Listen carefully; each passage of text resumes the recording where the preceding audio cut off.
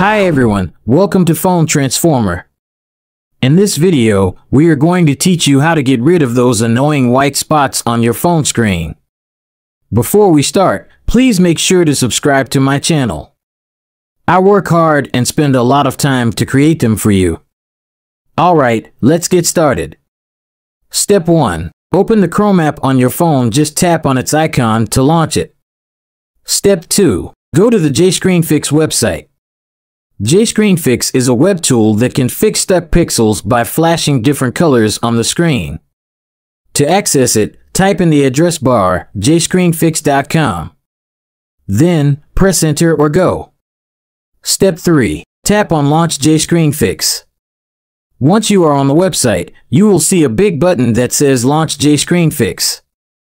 Tap on it to start the Pixel Fixer. You will see a small square with rapidly changing colors on the screen. Step 4. Drag the Pixel Fixer over the white spots.